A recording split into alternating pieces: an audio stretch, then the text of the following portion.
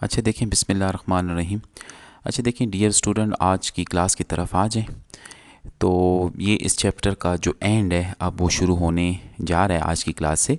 देखिए आप लोगों को मैंने जो पिछली क्लासेस ली हैं तो वहाँ पे हमने ज़्यादातर वेक्टर ऑपरेशंस में एडिशन, सब्ट्रैक्शन, ठीक है, नेगेटिव वेक्टर, यूनिट वेक्टर, इस तरह के और जो आपको मैंने बेसिक्स थी मैंने बताई थी। अब आपका जो एंड है इस चैप्टर का, उसमें वेक्टर की जो मल्टीप्लिकेशन है जिसको हम प्रोडक्ट कहते हैं, अब वो शुरू होगा। ठीक है, तो आपकी बुक में वेक्टर के 3 किस्म के जो प्रोडक्ट हैं वो मैंने आप लोगों को करवाने हैं। आज की क्लास में जो टॉपिक है उसका नाम है स्केलर प्रोडक्ट। ठीक है, फिर आपकी एक क्लास इस पे लेंगे वेक्टर प्रोडक्ट। ठीक है, और फिर एक क्लास ऐसी लेंगे कि वेक्टर और स्केलर को कंबाइन करके प्रोडक्ट बनाया गया है, एक उस पे लेंगे। ठीक है, तो आज की जो मेन क्लास है इसको आप लोग अच्छे तरीके से आज देख लें। आज का टॉपिक है डॉट प्रोडक्ट या स्केलर प्रोडक्ट। ठीक है, ऑलरेडी आप फिज़िक्स में भी ये टॉपिक्स पढ़ चुके हैं, स्केलर प्रोडक्ट। ठीक है, इसमें ज़्यादातर जो आज की क्लास में आपको बेसिक्स मिलेंगी तो स्केलर प्रोडक्ट की आपको एप्लीकेशंस मिलेंगी। दो वेक्टर्स के दरमियान एंगल निकालने के लिए हम स्केलर प्रोडक्ट को इस्तेमाल कर सकते हैं। फिर आज की क्लास में आपको प्रोजेक्शन का कुछ कंसेप्ट मिलेगा। स्केलर प्रोडक्ट की मदद से हम वेक्टर्स की प्रोजेक्शंस निकाल सकते हैं। फिर इसी तरह आज की क्लास में एक छोटा सा क्लिक आपको वर्क का मिलेगा, तो स्केलर प्रोडक्ट की मदद से हम वर्क को भी डिस्कस कर सकते हैं। तो ये आज की क्लास का स्टार्ट लेते हैं। तो कहते हैं the dot or scalar product of two vectors A and B denoted by A dot B. जब कभी भी आप दो वेक्टर्स के दरमियान डॉट प्रोडक्ट करते हैं तो उसको मैथ्स में लिखने का ये तरीका है, और उसके लिए हमने जो फार्मूला डिज़ाइन किया है वो ये है कि A dot B is equals to A magnitude B magnitude into cos theta.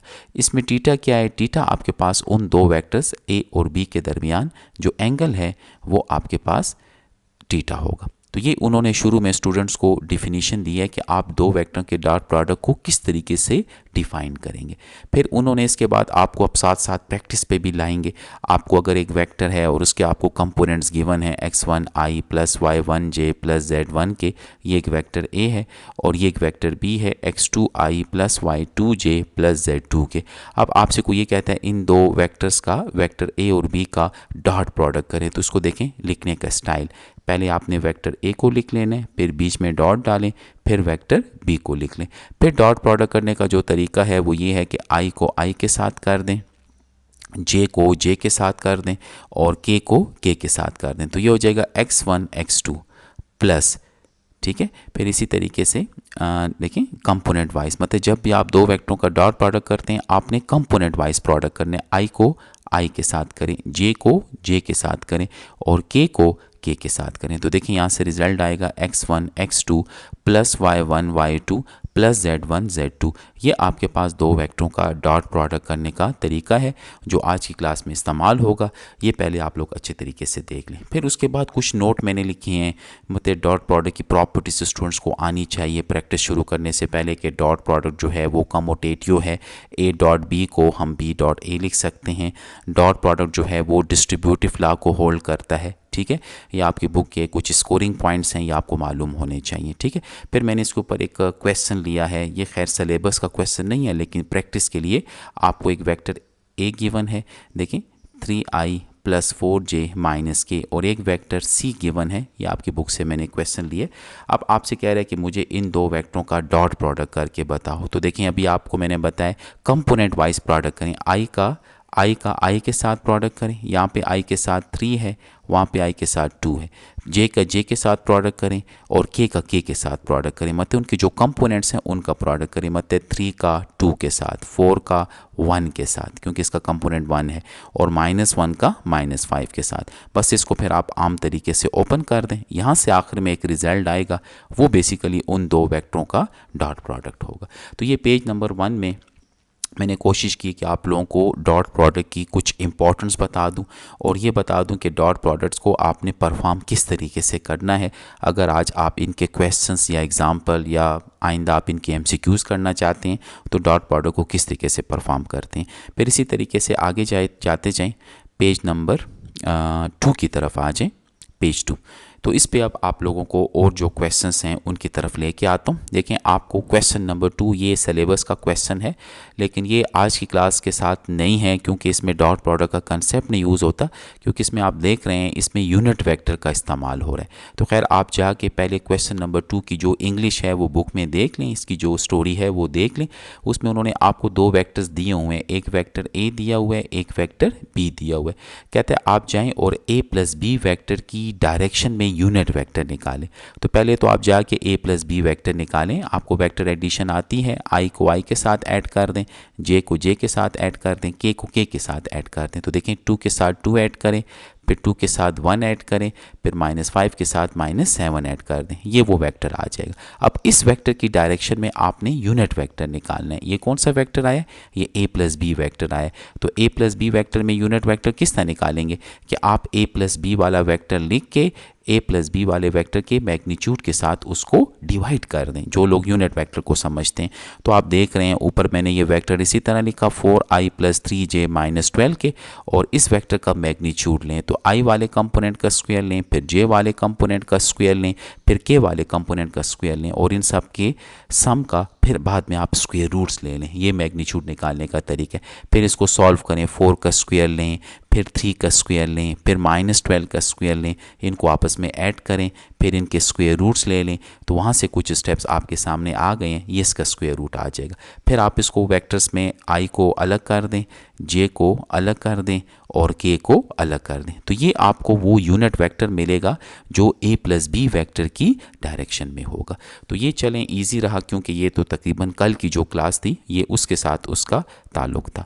अच्छा आगे जाएं फिर पेज नंबर 3 पे। इस पेज में मैंने कोशिश की है कि आपको ये जो डॉट प्रोडक्ट की जो एप्लीकेशंस हैं, मैंने अभी आपसे कहा है कि finding the angle between 2 vectors, आप ये जो डॉट प्रोडक्ट का फार्मूला है इसकी मदद से आप 2 वेक्टर्स के दरमियान एंगल निकाल सकते हैं। देखें cos theta is equals to, क्या कर लेंगे, आपने cos थीटा निकालना है तो इस चीज़ को आप डिवाइड करके a डॉट b के नीचे लिख लें।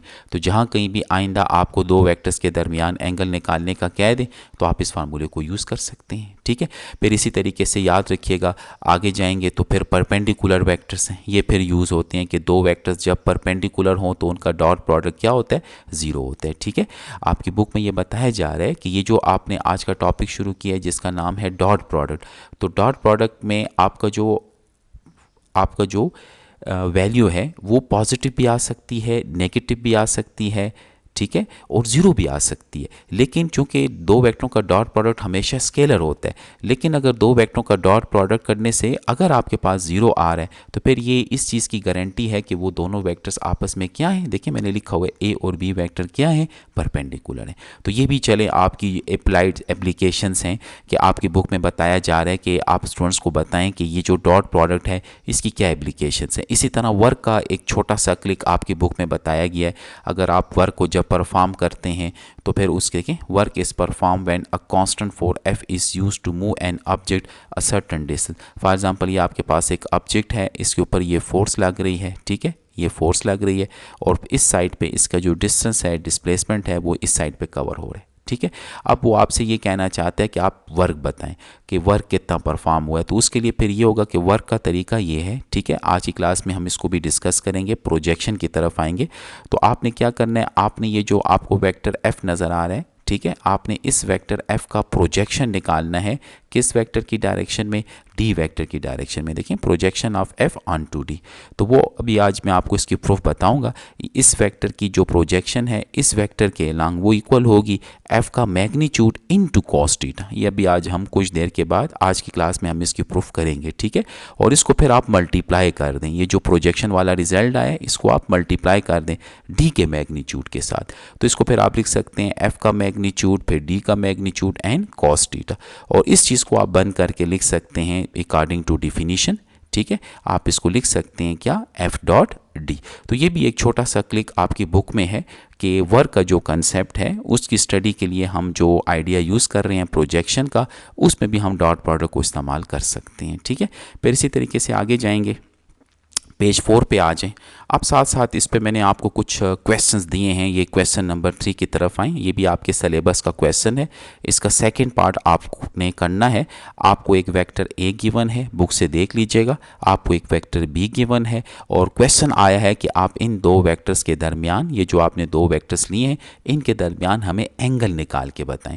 अब एंगल निकालने के लिए अभी मैंने आपको एक फार्मूला दिया है कि cos theta is equals to A dot B divided by A magnitude B magnitude. अब पहले आप जाके ए और बी का डॉट करें। अब आई को आई के साथ कर दें, जे को जे के साथ करें, के को के के साथ करें। ये बेसिक्स हैं, आपको डॉट प्रोडक्ट करने का तरीका आना चाहिए। 3 को 0 के साथ किया तो 3 आया, ठीक है। फिर 4 को 2 के साथ किया 8 आ गया। फिर 0 को -5 के साथ किया 0 आ गया। और नीचे आएंगे, इसी पेज पे वापस आएं, पेज 4 पे। अच्छा, नीचे आएंगे आप लोग तो फिर देखें इनके मैग्नीट्यूड आपने लिए हैं। तो 3 का स्क्वायर 9, 4 का स्क्वायर 16। तो ये देखें आपको नीचे नज़र आएंगे, ठीक है। बस मैं अपनी तरफ से फुल आपको, जिस तरीके से मैं बोर्ड पे आपको क्वेश्चंस क्लियर कर रहा हूँ, यहाँ पे रिटन फॉर्म में नोट्स में आपको समझा रहा हूँ। सिर्फ आपने इन पे ज़रा सी तवज्जो देनी है, आप लोग क्वेश्चंस कर सकते हैं। तो देखें आपने पहले किसका मैग्नीट्यूड निकाला, ए का मैग्नीट्यूड निकाला। ए का मैग्नीट्यूड ये नंबर आ रहा है। फिर बी का मैग्नीट्यूड निकाला, वहाँ से कुछ नंबर्स आएंगे। तो आप इसको लिख सकते हैं cos theta is equals to, ये वो रिजल्ट आ गया। अब आपको थीटा चाहिए तो आप ये, खैर आगे हम आपको ट्रिग्नोमेट्री में करवाएंगे, तो इसको हम इस तरह लिख सकते हैं cos इनवर्स 8 बाई ये नंबर लिख लें, ठीक है। तो ये भी चलें, अच्छा क्वेश्चन है पेपर पॉइंट ऑफ व्यू से कि अगर आपको दो वेक्टर्स के दरमियान एंगल निकालने का कह दे, थीटा निकालने का कह दे, तो फिर ये जो आपको मैंने फार्मूला बताया है cos थीटा का फार्मूला, इसको यूज़ करके आप उन दो वेक्टर्स के दरमियान एंगल को फाइंड कर सकते हैं। क्वेश्चन 5 मैंने आपको होमवर्क दिया है, वो आप खैर ट्राई करें। मतलब ये जो मैंने अभी प्रैक्टिस कराई है उसी के साथ है। फिर भी प्रॉब्लम्स हो फिर मुझे बता दें, मैं आपको क्लियर करता रहूँगा, ठीक है। अच्छा, आगे जाएंगे तो फिर क्वेश्चन नंबर 6 की तरफ आ जाएँ। क्वेश्चन 6 में आपको एक वेक्टर ए दिया जा रहा है, एक वेक्टर बी दिया जा रहा है, दो वेक्टर्स गिवन है। तो अब आपसे क्वेश्चन पूछा गया है, कहते हैं कि A plus M B is orthogonal to A, ठीक है। ये वर्ड्स यूज़ होता है किसके लिए, परपेंडिकुलर के लिए। तो फिर क्वेश्चन सुन लें, आपको एक वेक्टर ए गिवन है, बुक में देख लीजिएगा, बुक आपके पास होगी। जब मैं आपको क्वेश्चंस करवा रहा हूँ तो कोशिश करें जो आपकी फर्स्ट ईयर की बुक है उसको देख लें। वहाँ पे आपको ये गिवन में वेक्टर ए भी नज़र आएगा, वेक्टर बी भी नज़र आएगा। और इसमें उन्होंने कहा है कि ए प्लस एम बी ये वेक्टर जो है, ये वेक्टर ए वेक्टर के साथ क्या है, परपेंडिकुलर है। तो देखिए सही बात है, जब दो वेक्टर्स परपेंडिकुलर होते हैं तो उनका डॉट प्रोडक्ट क्या लिया जाता है, 0। आप ज़रा नेक्स्ट पेज 5 पे आएँ। अब आप पेज नंबर 5 पे आ जाएं, ठीक है। तो इन्होंने आप लोगों से m की वैल्यू फाइंड करने का कहा है। देखें उन्होंने ये कहा है, आप क्वेश्चन देख लें। मैंने देखें पहले क्या किया है, देखें स्टूडेंट्स, आप पहले जाके a plus M B vector तो पहले फाइंड करें। a वैक्टर लिखें, पिछले पेज से देख लीजिएगा, पेज नंबर 4, प्लस m लिखें, देखिए m, और b वेक्टर भी आप लिख ले। फिर मैंने क्या किया, इसको ओपन किया, ये हो जाएगा 2m, इसको ओपन किया ये हो जाएगा -3m, इसको ओपन किया ये हो जाएगा 5m। फिर आप इनको कंबाइन करें, देखें i वाले के साथ i वाला कंबाइन करें, फिर j वाले के साथ देखें j वाला कंबाइन करें, और फिर k वाले के साथ k वाला कंबाइन करें। तो देखें पहले आप i वाले कंबाइन करें, i प्लस 2mi, इसको आप i कॉमन ले लें, 1 प्लस 2m लिख सकते हैं, ठीक है। फिर j वालों की तरफ आएँ तो देखें j इसमें से कॉमन ले लें तो ये हो जाएगा 3 माइनस 3m, तो ये j वाला हो जाएगा। और फिर k वाला लिखें तो -4 प्लस 5m और k हो जाएगा, ठीक है। तो ये आ गया a plus M B vector, और a वैक्टर तो आपको गिवन है, तो ठीक है। तो क्वेश्चन ये है कि a, ये देखें a वैक्टर और a plus M B vector ये आपस में परपेंडिकुलर हैं, m की वैल्यू निकालें, क्वेश्चन ये है।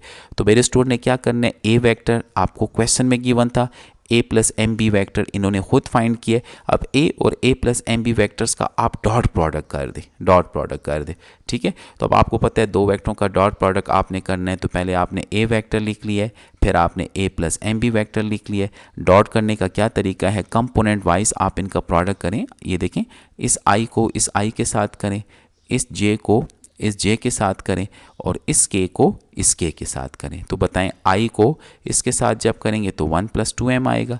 फिर 3 को मल्टीप्लाई करें 3 माइनस 3m के साथ, और फिर -4 को मल्टीप्लाई करें -4 प्लस 5m के साथ। बस फिर आगे काम इजी है। अब आप जाएं, ये ब्रैकेट्स वगैरह खोल दें, ठीक है। 3 3 9 3 -9, ठीक है, माइनस माइनस प्लस 16, और ये हो जाएगा -20m। इसको आप फिर सॉल्व कर लें तो -20m +2 -9 इनको मैंने किया तो इससे -27 आया।